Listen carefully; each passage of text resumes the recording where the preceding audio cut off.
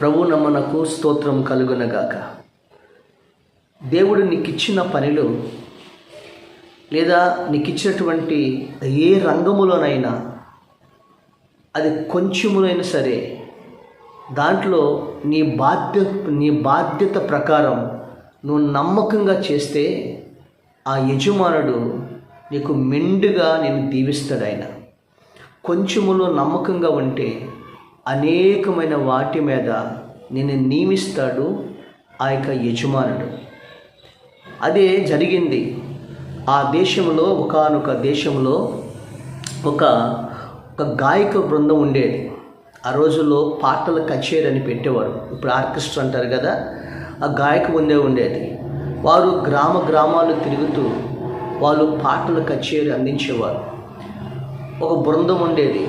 వాళ్ళు టికెట్లు పెట్టి ఆ గ్రామాలు వెళ్ళి చక్కగా ఆ ప్రజలను ఆనందపరిచేవారు.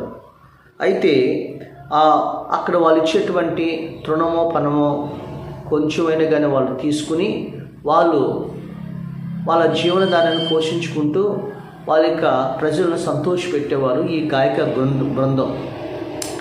అయితే ఒకరోజు సాయంకాలం చాలా తక్కువగా టిక్కెట్లు కలెక్ట్ అయినాయి. టిక్కెట్లు చాలా తక్కువగా కొన్నారు. అయితే ఆ బృందంలో హార్మోన్ వాయించాయనన్నాడు ఒక ఆయన. అన్నాడు, ఈరోజు టిక్కెట్లు కూడా చాలామంది కొన్నారు, రాత్రి కూడా తక్కువ మంది ప్రజలు వచ్చారు, ఇది వర్షం కూడా వచ్చే మూమెంట్ ఉంది, మనం ఈరోజు ఈ కచేరీ ఆపిస్తే మంచిది, ఎవరి డబ్బులు వాళ్ళకి ఇచ్చేద్దాం అన్నాడు.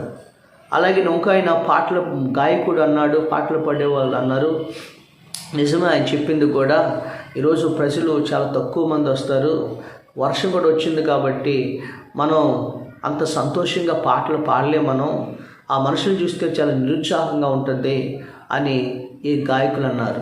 అలాగనే తబలా ప్లే చేసి అయినా ఈ విధంగా ఆర్కెస్ట్రా ఉన్నవాళ్ళు పాటలు పాడేవాళ్ళు అందరూ కూడా అందరూ నిరుత్సాహపడిపోతూ మనం ప్రజలు ఎవరు లేకపోతే మనం కూడా ఉత్సాహంగా ఈ కచేరీని నడిపించలేము, మనం ఈరోజు క్యాన్సిల్ చేద్దాం ఈ ప్రోగ్రామ్స్ అని అన్నారు. అయితే వీళ్ళందరూ కలిసి వాళ్ళ నాయకుడి దగ్గరికి వెళ్ళి అడిగాడు, వాళ్ళ నాయకుని అడిగాడు, మరి మీరేమంటారు సార్ అని అడిగాడు. అప్పుడు ఆయన అన్నాడు, సరే మీరందరూ కూడా ఈరోజు చాలా తక్కువ పైకం వస్తుందని, డబ్బులు వస్తున్నాయి అని, తర్వాత మీరందరూ కూడా ఈరోజు చాలా నిరుత్సాహంగా ఉన్నారని నాకు తెలుసు, నాకు కూడా నిరుత్సాహంగా ఉంది. కానీ మనం ఒకటి మర్చిపోయాం, ఏంటంటే మనకు ఒక బాధ్యత ఉంది. ఆ బాధ్యత ఏంటంటే మన బాధ్యత ఉంది ఏంటంటే ఒక్కరు వచ్చినా సరే, కొంతమంది వచ్చినా సరే, మనం వాళ్ళని సంతోషపెట్టాలి, అది మన బాధ్యత. అది కాబట్టి ఒక్కరు సరే వారందరినీ కూడా సంతోషపరిచే బాధ్యత మన బృందానికి ఉంది అని ఆ యొక్క యజమానుడు చెప్పాడు. కానీ మనం ఉత్సాహం వచ్చిన వాళ్ళని సంతోషపరుద్దాం, మన బాధ్యతను మనం నెరవేర్దాం అని ఆ కచేరీని మాత్రం మనం ప్రారంభిద్దాం అని నాయకుడు చెప్పాడు. సరే ఆయన మాట కొట్టివేయలేక ఆ రోజు తక్కువ టికెట్లు అమ్ముడిపోయినప్పటికీ వాళ్ళ కచేరీ మాత్రం ప్రారంభించారు. ఆ కచేరీ ప్రారంభించిన ఆ సమయానికి తర్వాత చక్కగా ఆ రోజు సాయంకాలం ఆ నాయకుడి మాటను తీసివేయలేక ఆ రోజు సాయంకాలం చక్కగా ఆ బృందం వారందరూ కూడా చక్కగా ఆ కచేరీ అంతా కూడా చక్కగా జరిపించారు. అద్భుతంగా వాళ్ళు సంతోషపెట్టారు, ఆశీర్వాదకరంగా జరిగింది. అయితే అందరూ కూడా వెళ్ళిపోయారు ఇళ్ళకి. ఒక ఆయన నిలబడి ఈ ప్రదర్శన చాలా అద్భుతంగా ఉంది అని ఒక ఉత్తరం ఇచ్చాడు. చాలా అద్భుతంగా ఉంది, నేను చాలా సంతోషించాను, చాలా ఆనందించానని వారికి ఒక ఉత్తరం ఇచ్చాడు. ఆ ఉత్తరం ఏముందంటే, ఆ చదివిన తర్వాత ఆ బృందం సభ్యులు అందరూ కూడా పోనలే, అతను చాలా సంతోషించాడంట అని చెప్పేసి అన్నాడు. అయితే ఆ ఉత్తరంలో ఏమి రాశాడంటే, ఇదిగో నేను మీకు ఒక కానుకగా ఒక బంగారపు హారాన్ని, లేకపోతే అగ్రహారం అంటారంట, దాని పేరు తెలియదు, ఎన్నో తులాలు బంగారపు హారాన్ని మీ బృందానికి నేను కానుకగా ఇస్తున్నానని చెప్పి అతను ఆ లెటర్లో రాసి ఆ బంగారపు హారాన్ని కానుకగా ఇచ్చాడు. అప్పుడు ఆ చదివిన తర్వాత ఆ బృందంలో వాళ్ళందరూ కూడా సభ్యులందరూ కూడా ఆనందంతో కేకలు వేసి ఎగిరి గంతి వేశారు. హల్లెలూయా. మనం అనుకున్న ఈ రాత్రి టిక్కెట్లు తక్కువగా ఉన్నాయి, ప్రజలు కొద్దిగా మంది వచ్చారు, ఆపేద్దాం అనుకున్నారు. కానీ ఆ నాయకుడు చెప్పాడు, ఈ కొద్ది మంది వచ్చినా సరే మనం వాళ్ళని సంతోషపెట్టవలసిన బాధ్యత మనకు ఉంది. మనం ఒక బాధ్యతను మర్చిపోకూడదు, వాళ్ళని సంతోషపెడదాం అని చెప్పేసి అన్నాడు. ఈరోజు ఆ మాటకు లోబడి ఆ వచ్చి కొద్ది మందిని వీళ్ళని వాళ్ళ బాధ్యతను నెరవేరిస్తే అక్కడ అద్భుతం ఏంటంటే ఒక అద్భుతమైనటువంటి బహుమానం వాళ్ళకు లభించింది. ఒక అద్భుతమైన బహుమానం వాళ్ళకు లభించింది. ఈ టికెట్లు కానీ ఎంతో ధనము వాళ్ళకు లభించింది. అప్పుడు వాళ్ళందరూ కూడా ఆనంద కేకలు వేసి అప్పుడు ఆ నాయకుడి మాట వ్యతిరేకించి క్షమించమని చెప్పేసి అప్పటి నుంచి వారు కొద్దిమంది వచ్చినా ఎంతమంది వచ్చినా ఆనందంగా వాళ్ళ బాధ్యతను వాళ్ళు నెరవేర్తిస్తూ అనేక మంది ప్రజలను సంతోషపరుస్తూ ఇక దేవుని బృందం వారు పాటలు కచేరీ పెడుతూ దేవుణ్ణి మహింపరుస్తూ ఉండేవారంట. దేవుని స్తోత్రం కలిగినగా. పిల్లరా, మనం కూడా అనేక సార్లు మరి కొందరే ఉన్నారు సువార్తను ప్రకటించడానికి, కొందరే ఉన్నారు చర్చిలో, కొందరే సభ్యులు ఉన్నారు. తర్వాత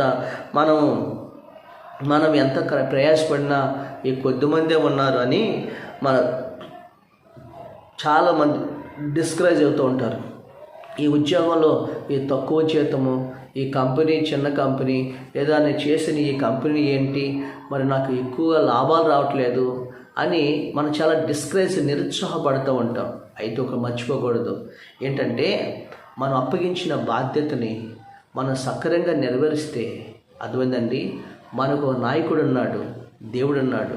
ఆయన అంటాడు, కొంచెములో నమ్మకంగా ఉంటే అనేకమైన వాటి మీద ఆయన నియమిస్తాడు. దేవుని స్తోత్రం కలిగను గాక.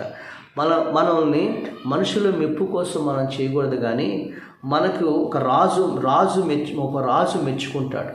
మన రాజు ఉన్నాడు. ఆ రాజు మెచ్చుకునేలా మనం పని చేస్తే చాలు. మనల్ని మెచ్చుకునేవాడు ఒకడు ఉన్నాడు. ఆయనే మన పరమ తండ్రి అయిన రాజు. ఆ దేవుడు నీకు అద్భుతమైన బహుమానాన్ని ఇస్తాడు. దేవుని స్తోత్రం. ఆయన మెప్పు కోసం మనం చేయాలి. మనుషుల మెప్పు కోసమో మనుషుల సంతోషం కోసమో మనం బ్రతకూడదు, మనుషుల కోసం బ్రతకూడదు. కానీ ఆ దేవుణ్ణి సంతోషపెట్టేవారుగా, ఆ దేవుడిచ్చిన బాధ్యతను సక్రమంగా నెరవేర్చేవారుగా మన బాధ్యతను నెరవేర్చినట్లయితే దాని వెనకాల అద్భుతమైన బహుమానం నీకోసం దేవుడు దాచి ఉంచాడు. హల్లెలూయా. కాబట్టి ఆ విషయం మనం ఎప్పుడు కూడా మర్చిపోకూడదని ఇక సందేశం ద్వారా మనకి తెలియపరుస్తున్నారు. ఆ గాయక బృందం వారు చక్కగా గ్రామానికి వెళ్ళి ఆ దేవుని పాటలు పాడుతూ కచేరీ వినిపిస్తూ ప్రజలందరినీ కూడా సంతోషపరుస్తుంటే కొన్ని సమయాల్లో వాళ్ళకి మన జనం తక్కువగా వచ్చారని ఆ కచేరీ ఆపేద్దాం అనుకున్నారు. కానీ వాళ్ళ నాయకుడు చెప్పాడు, మన బాధ్యత ప్రకారం మనం చేయాలి. తక్కువ మంది వచ్చినా సంతోషపరచాలి, ఎక్కువ మంది వచ్చినా సంతోషపరచాలి, అది మన బాధ్యత అన్నాడు. అప్పుడు ఆ బాధ్యత నెరవేరిస్తే ఆ తక్కువ మందిలోనే ఎక్కువ ప్రతిఫలం వాళ్ళు పొందారు, ఎక్కువ బహుమానం వాళ్ళు పొందారు. ఈరోజు నీ జీవితంలో కూడా సంఘంలోనైనా సరే, ఈరోజు చిన్న సంఘమా, కొంచెం మంది ఉన్నారా అని అనుకోవద్దు. నీ శక్తి లోపం లేక నువ్వు ప్రయాసపడితే చాలు, ఆ ప్రయాస తగిన ప్రతిఫలాన్ని దేవుడిస్తాడు మనకి. మనుషులు కాదు మనం ఇచ్చేది.